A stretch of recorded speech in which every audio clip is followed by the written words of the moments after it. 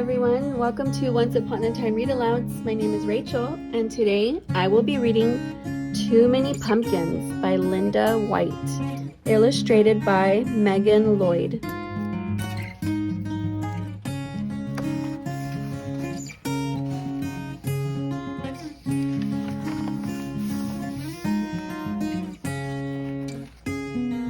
Every year at springtime, Rebecca Estelle planted just enough seeds in her garden to grow vegetables for the long winter. She planted carrots and beans, tomatoes and peas, corns and rutabagas. She grew a little bit of everything except pumpkins. Rebecca Estelle hated pumpkins. When she was a little girl, money had been scarce. For an entire month, all there had been to eat were pumpkins. Baked pumpkins, steamed pumpkins, boiled pumpkins, stewed pumpkins, mashed pumpkins, rotten pumpkins, breakfast pumpkins, lunch pumpkins, dinner pumpkins. Enough pumpkins. When things finally improved and there was more money to buy food, Rebecca Estelle decided she would never eat pumpkins again or even look at one. Not ever. And she didn't until...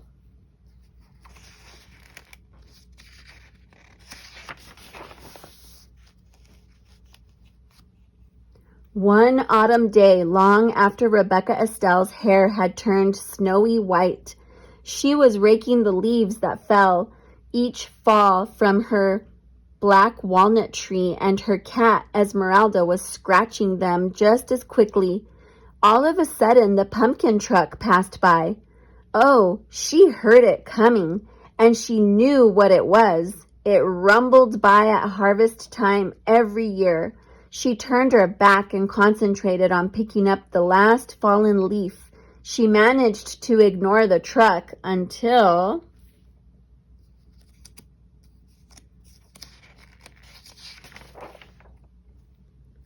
Splat! An enormous pumpkin tumbled off the truck and smashed into slimy orange smithereens all over the edge of her yard. "Come back here and get this pumpkin," she yelled, but the driver sped away. "Well, I won't touch it," Rebecca Estelle insisted, getting her shovel from the barn. "And I won't look at it," she added as she shoveled dirt on top of the pumpkin pieces. "I won't think about that pumpkin ever again," she declared. And she didn't until... spring. When Rebecca Estelle was admiring the new sprouts in her garden, she noticed Esmeralda playing in some big green leaves growing at the edge of the yard.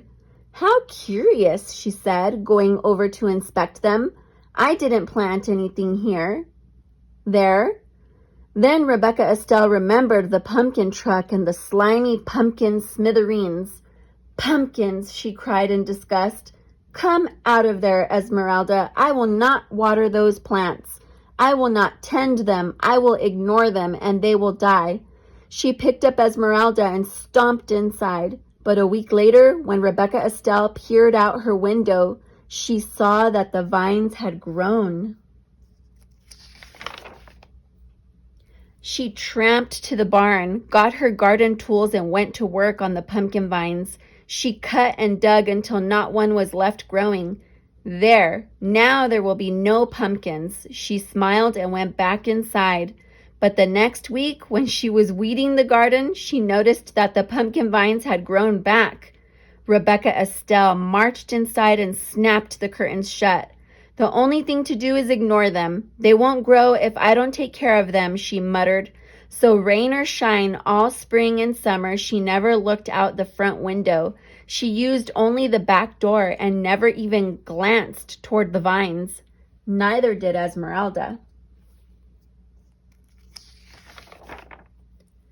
Rebecca Estelle ignored the vines so well that in time she forgot why she wasn't using the front door until one autumn day when she and Esmeralda went to rake the leaves that fell each fall from the black walnut tree in front of the house.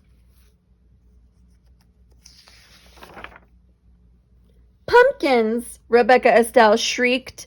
Pumpkin vines had twined under the bushes over the bird bath, through the porch rails, and onto the rocking chair. The entire yard was a sea of plump, round pumpkins. Rebecca Estelle could no longer ignore them. She plopped down on the pumpkin nearest her, putting her hands over her face. "Whatever will I do, Esmeralda?" she cried. "How will I get rid of this many pumpkins?" She thought and she thought. Her mind went back to all the pumpkins she had eaten as a young girl, when pumpkins were the only food her family had.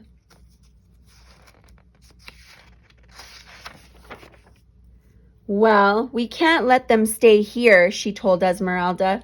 "Some people might need these pumpkins, and I suppose there are folks crazy enough to like them. We'll give them away." She marched off to get her wheelbarrow.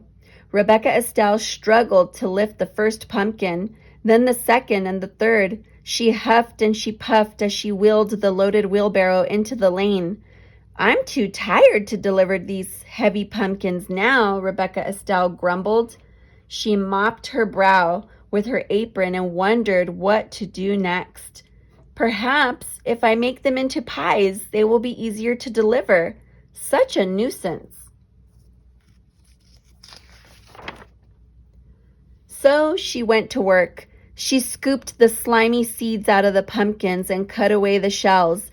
After she boiled the pumpkin meat, she mixed it with eggs, milk, sugar, flour, cinnamon, nutmeg, and cloves to make rich pies.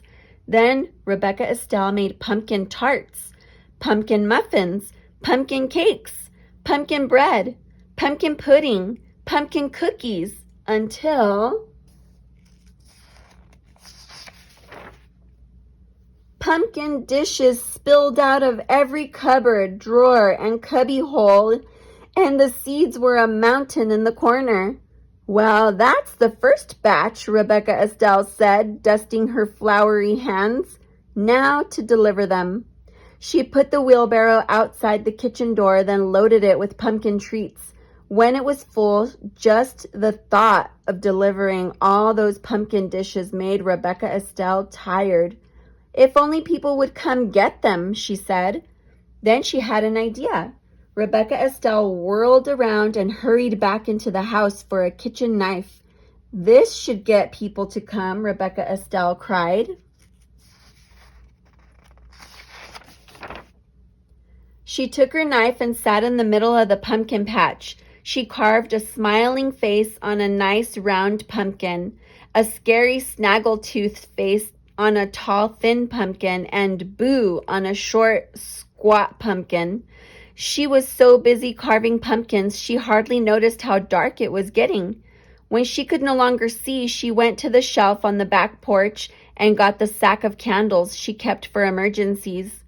"If this doesn't get people to come here, we'll have to deliver them all ourselves," she muttered to Esmeralda.